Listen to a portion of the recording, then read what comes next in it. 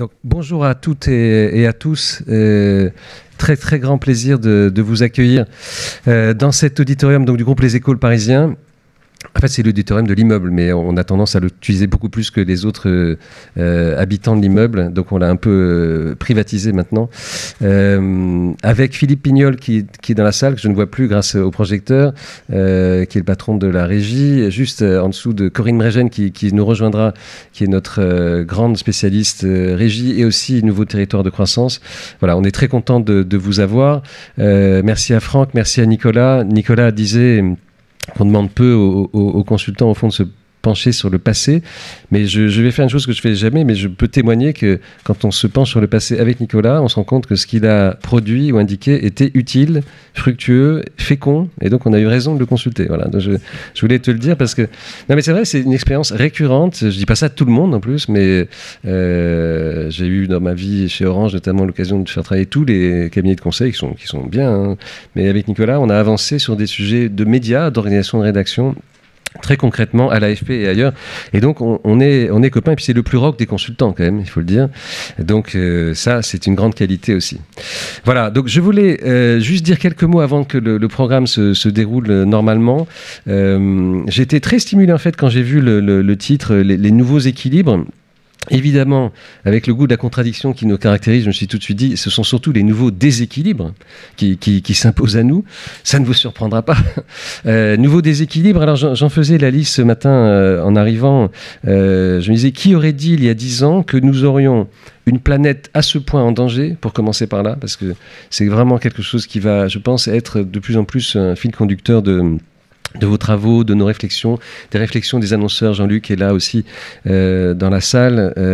La planète en danger. J'étais au Shift Forum vendredi dernier, autour de Jean-Marc Jancovici. C'est un endroit extrêmement passionnant et très inquiétant aussi, quand on voit l'intensité de consommation carbone de notre planète, le mix dans lequel le charbon à certains endroits remonte aujourd'hui, donc c'est pas vraiment la bonne tendance. L'intensité rapportée au PIB, à tout point de vue, on est en danger, et donc il y a un déséquilibre. Est-ce qu'il est nouveau ? Il vient de loin, mais là, il est nouvellement avéré. Nouveau déséquilibre, pour moi aussi, c'est... Et je promets de ne pas être long là-dessus. Bonjour, Roch-Olivier, bonjour, monsieur le Président. Nous t'accueillons dans notre modeste maison. Voilà. Voilà, on fait comme on peut. Donc, autre déséquilibre, le duopole écrasant Google-Facebook. Bon, là, c'est pareil, il y a 10 ans, certaines choses commençaient à apparaître. Moi-même, j'ai vu vraiment la naissance de Google, celle de Facebook. Et à l'époque de Google, quand ils sont apparus, il y avait plein de concurrents. Aujourd'hui, il y en a beaucoup moins. Donc, 93% de part de marché. On peut parler là d'une situation très caractéristique d'une position forte, voire dominante dans le marché. Beaucoup s'en occupent, et vous aussi, vous devez en être préoccupé. J'y reviendrai peut-être d'un mot tout à l'heure. Déséquilibre dans les contenus aussi. Alors là, vraiment, c'est d'actualité. Quand on voit, au fond, la razzia de Netflix, moi, j'ai été, il y a très longtemps, un modeste administrateur d'une participation d'un grand actionnaire dans Netflix. À l'époque, Netflix mettait des DVD dans des enveloppes rouges, quoi. Et puis ça a marchoté, ça a fini par marcher pas mal, par éliminer d'ailleurs les concurrents de l'époque. Puis c'est complètement une autre société aujourd'hui. Et on voit à quel point, dans les contenus, Netflix, côté image, pour simplifier, Universal, côté musique, on a vraiment des acteurs extraordinairement puissants. C'est pareil, c'était pas tout à fait prévisible il y a 10 ans. Et puis un autre nouveau déséquilibre et l'arrivée du président du CSA bientôt transformé, il nous en dira plus, hein, une autorité élargie et aux responsabilités encore élargies. Déséquilibre dans les temps de parole, je sais pas, on peut pas aller jusque là, mais apparition dans les temps de parole, apparition dans les phénomènes médiatiques de nouvelles personnalités d'un genre nouveau. Roch-Olivier et moi, et vous, je pense les uns et les autres, on a appris un paysage politique par exemple français, avec des partis assez organisés, un paysage qui était assez stable. Les partis changeaient un petit peu de nom, mais enfin, il y avait des courants bien identifiés. Là, il y a des phénomènes assez largement non identifiés, qui sont même pas vraiment candidats ou pas encore déclarés, mais qui prennent beaucoup de temps et qui parlent quand même beaucoup de politique. Aux États-Unis, on a eu un phénomène comme Trump, et c'est peut-être, j'allais dire malheureusement pas fini, parce qu'il prépare une campagne pour une possible réélection. Voilà. Donc on est Au fond, pour résumer, dans une transition numérique, ça c'est ce dont on parle toute la journée, ce qu'on fait toute la journée, ce qu'on essaie de gérer, transition numérique qui n'est pas sans impact sur notre démocratie. Et les choses se rejoignent de façon très nette. Elles se rejoignent notamment dans les algorithmes, dont je dis souvent que c'est la grammaire de nos vies numériques. Les algorithmes déterminent la façon dont on va consulter, s'informer, dont on va être informé, on va pousser vers soi des contenus. Vous allez voir pousser vers vous des choses que d'autres comme vous, entre guillemets, ont déjà regardées.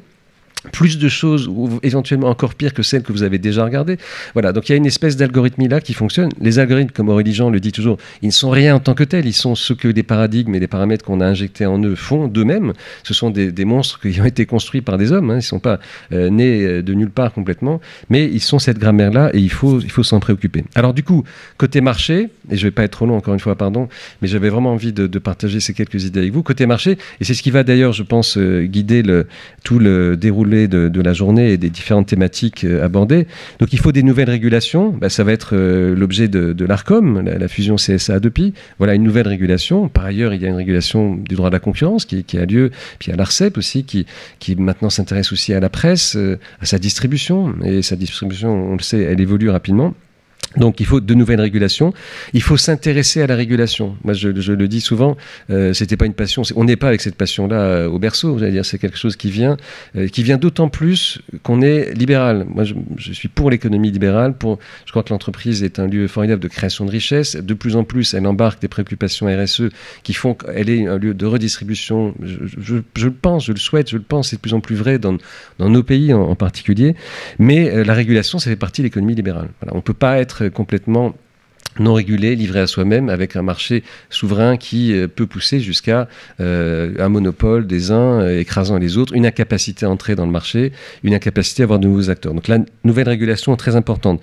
Il y a aussi côté marché le regain de la publicité post-pandémie. Voilà. Alors je pense qu'on est tous, je crois, heureux d'ailleurs de revivre, d'abord de se retrouver, et puis de revivre des périodes dans lesquelles les annonceurs sont au rendez-vous après avoir eu un instant de saisissement quand la pandémie est apparue. On l'a vu avec Philippe, avec Corinne, tout d'un coup les recettes publicitaires de nos titres ont beaucoup baissé à un moment, et puis actuellement on a une très belle période et on souhaite qu'elle se poursuive autour des Échos notamment, du Parisien aussi, parce qu'il y a beaucoup d'envie d'investir, de vendre des produits et de mettre sur le marché vers des cibles identifiées. Alors sur la publicité, moi vraiment c'est une idée que je fais flotter comme ça peu à peu, et je pense que ce parterre est un endroit et un moment idéal pour le faire. Je fais flotter cette idée qu'il faudrait peut-être, sous forme de régulation, ça peut être traité de différentes façons, législatives, réglementaires, ou aussi des codes d'autodiscipline. Et il faudrait faire ce que font déjà certains annonceurs, c'est-à-dire se donner une obligation de ne pas mettre tous ses œufs dans le même panier, pour être tout à fait simpliste. C'est notamment ce que fait déjà la BNP Paribas, à un certain point de vue, en disant, Bertrand Ciseaux dit à ses équipes, ne mettez pas tout dans Google et Facebook, parce que c'est facile, c'est vrai. On met tout, on transmet tout à son agence média, on coche des cases en programmatique, et on pense qu'on va toucher 80% des Français 4 fois par semaine, c'est génial. Ça n'est pas génial. Ça n'est pas génial, ça n'est pas responsable. Au moment où tout le monde parle d'être responsable et engagé, ça n'est pas responsable parce que ça n'entretient pas la diversité. La diversité, elle est planétaire, elle est dans les espèces animales, elle est dans les extinctions auxquelles malheureusement on assiste, mais elle est aussi dans les acteurs de l'économie. Donc si on met tout au même endroit en se disant « bon, j'atteindrai ma cible et mécaniquement, arithmétiquement, mathématiquement, ça va le faire », ça n'est pas un bon pari. Parce que vivre dans des univers dans lesquels autant de parts de marché sont attribuées aux mêmes acteurs, ça n'est pas sain non plus. Voilà, je ne sais pas comment le dire de façon plus simple, non agressive, mais vraiment sous forme de constat, quoi. Ça n'est pas un bon pari, même si c'est facile, même si ça vous assure de la puissance et des contacts. Ça ne vous assure pas un bon contexte. D'ailleurs, Jean-Luc me le mentionnait là à l'instant, et il y a des rencontres qui ont lieu avec certaines de ces grandes sociétés, je pense à Facebook notamment, qui fait de grands efforts pour s'améliorer quand même. Il faut le dire, il ne faut pas nier les évidences, qui se dote d'une Cour suprême dont le budget, comme vous le savez, est supérieur à la Cour suprême de la démocratie américaine. Donc c'est ça l'ordre de grandeur. On est face à des entreprises qui sont, je les appelle souvent des supranationales. Elles viennent dans des pays, elles discutent avec les pays comment on va vivre avec la loi de ce pays. Est-ce qu'on va l'appliquer tout de suite ou pas? Pour les droits voisins, par exemple, ça fait 2 ans. Ça va rentrer en vigueur. La loi a été transposée La directive a été transposée plutôt le 24 juillet 2019. Là, on est 2 ans après. Il va y avoir bientôt une existence réelle et une rémunération au titre de ces droits. Je le crois profondément. Mais ça prend du temps. Donc voilà, on a besoin que les acteurs publicitaires aient ces problématiques en tête et se disent, le contexte, ça compte aussi. Là où je suis représenté, là où ma marque déploie son territoire, là où elle est en contact avec ses publics, ça n'est pas sans importance, ça n'est pas sans incidence. Il y a un autre point qui est l'économie des abonnements. Alors vraiment, pour moi, c'est la chose, on a parlé de Netflix, c'est la chose et Bearing Point notamment a fait une étude en plus livrée au grand public, accessible gracieusement, qui pour moi est l'étude de référence sur le sujet et de loin, expliquant que dans une intuition que j'avais d'ailleurs partagée avec mes équipes ici, dans le panier de consommation d'un foyer français, combien d'abonnements va-t-on pouvoir souscrire? Alors, maintenant, Carrefour envisage aussi d'être accessible sous forme d'abonnement. Tout va être sous forme d'abonnement. L'économie fonctionnera par forme... Les voitures le sont déjà largement. Ce sera des abonnements. Donc il y aura des abonnements de première ultra nécessité. Puis dans le domaine de la distraction, de la consommation de médias, puisqu'on est quand même dans ce domaine-là, heureusement pour l'instant, il y a un abonnement à un service de télévision en streaming. Bon, c'est plutôt Netflix qui est en tête, Canal en 2, mais si Canal augmente ses prix, la propension à rester abonné baisse, c'est ce qui est dans l'étude. Et puis il y a un abonnement à un grand quotidien d'information. Donc heureusement, on est souvent dedans, mais Le Monde réussit très bien, Le Figaro aussi, L'Équipe, enfin voilà, il y en a des grands quotidiens d'information, généralistes ou sportifs, ça dépend. Donc l'économie des abonnements, ça a des conséquences. Ça a aussi cette conséquence, et on le sait quand on est dans les médias, dans la distribution de contenu. Nous, on a des contenus et des distributeurs numériques, aussi des distributeurs physiques, mais il faut être aussi bon que Netflix dans la relation client, dans le chemin d'abonnement, dans le parcours de rétention, dans la manipulation de ces algorithmes qui détectent qui va arrêter son abonnement parce qu'il sous-consomme ou qui va rester et comment... Voilà, il faut être aussi bon qu'eux. Or, eux ont une informatique toute neuve et ils sont nés dans la gestion du funnel de conquête et de la relation dans la durée. Bon, moi, j'étais dans les télécoms avant. Dieu sait que c'était effectivement un paradigme très important que l'ARPU, l'OPU, les revenus qu'on génère dans la durée. Mais dans les médias, on a découvert ça. Alors Le Monde, il y a une vingtaine d'années avec Bruno Patino et puis tous ceux qui lui ont succédé. Le Figaro, plus récemment, Les Échos et Le Parisien, ça fait 5-6 ans que ça a démarré et on a fait x8 en 3 ans là, en nombre d'abonnements. Donc maintenant, c'est parti, mais on part avec un peu de retard. Mais on va le rattraper. J'ai pas de doute là-dessus. La place du RSE, j'en ai dit déjà un mot, je ne veux pas être trop long, déséquilibrer le programme. Un autre point qui est pour le programme aussi, qui est très très passionnant, c'est vivre sans cookies. Alors, ça paraît, c'est pas que vous êtes privé de cookies, mais on va pas avoir de cookies publicitaires. Les mieux préparés à ça, c'est Google. Bon, l'entrée en vigueur a été retardée de 18 mois à 2 ans, mais il va falloir vivre sans cookies. Donc on a des équipes data. On a des Gravity, on a des Fabien Magalon qui est quelque part par là, qui sont des grands spécialistes et des amis qui vont travailler sur ça et sur la façon de générer des informations dans le respect du RGPD, de les traiter bien et de les faire fructifier. Donc tout ça, ce sont ces nouveaux déséquilibres et qui sont en marche vers de nouveaux équilibres. Je ne suis pas assez bon en physique pour expliquer comment ça se passe, mais il y aura un nouvel équilibre. Mais c'est un équilibre instable avec plein de particules et plein d'atomes en mouvement. Encore une fois, il faut, en conclusion, avoir en tête qu'on est dans cette économie de la relation. C'est vraiment la chose qui prédomine.